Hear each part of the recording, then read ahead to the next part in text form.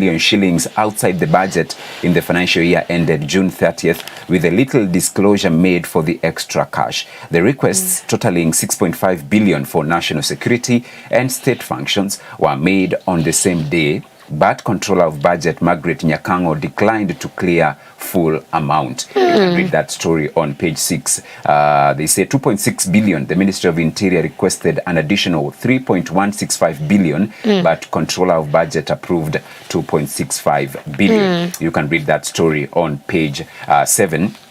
Still on the front page, the gloves are off as Gachagua warns Ruto on impeachment plan. This, of course, has been the drama from, it all began with, it has been building. Yeah. And, of course, there was that TV interview on Friday. Yes. And then, of course, he's now meetings on the Meet the People tours. And so yesterday he was in Githurai, and the political duel, they say, the political rift between President Ruto and his deputy has taken a fresh twist, with the DP warning his boss to stop any impeachment plans against him or face the consequences of such a move. Gachagua cautioned the president to tread carefully, saying Mount Kenya people hate betrayers.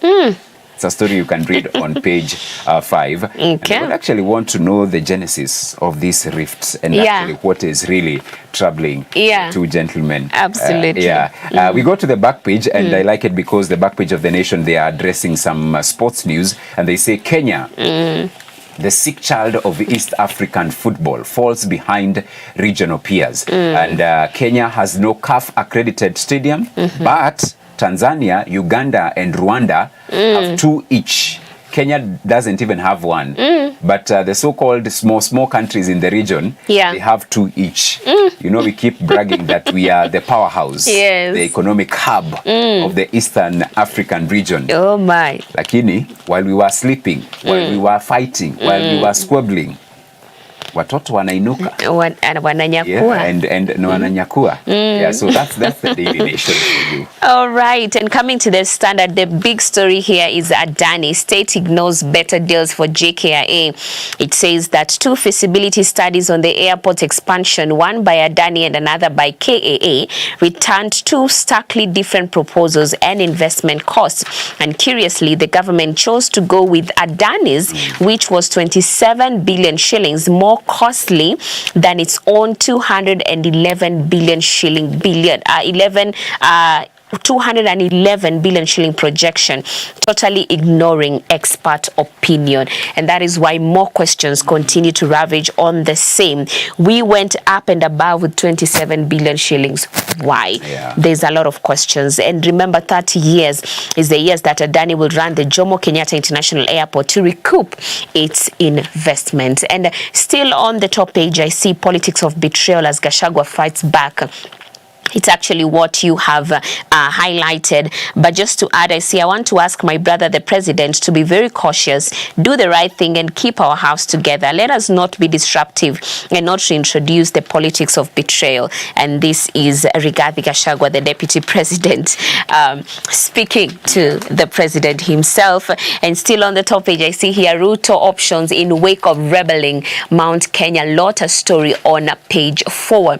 And also, lastly, I see how government can improve lives without more taxes. Quite a good feature right here. Deadline for public input on the budget review and outlook paper is today, and as officials mull ways of raising revenue, they do not need to be obsessed with increased taxation. There are other ways of actually making sure that lives are improved without more taxes being imposed. And coming to the sports page, I see Ten Hag bemoans Man United's lack of killer instinct. Manchester United missed a host of chances in the barren draw at Crystal Palace, and Ten Hag's side have now won just 2 matches in the opening 5 matches of the EPL.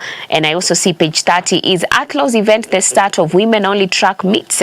I see here Olympic champion Kipyegon and world champion Mora will be blazing the tracks in 1500 meter and also 800 meter. That's it for the Standard. Right, and the Business Daily quickly, how Kirubi Group exits sparked Old Mutual shareholder battle and Savers stockpile 1.97 trillion in fixed deposit accounts. That is in the Business Daily. And of course, you can grab your favorite copy and get to read what is being reported. As always, we continue to urge us to continue to pray for the nation. Right about now? Yes, it's time for us to pave way for today's conversation, which is very, very, very essential. We are going to be looking at avoiding pitfalls in investment. So we will be taking a short break, but once we get back, we are going to be beginning with that conversation. See you shortly.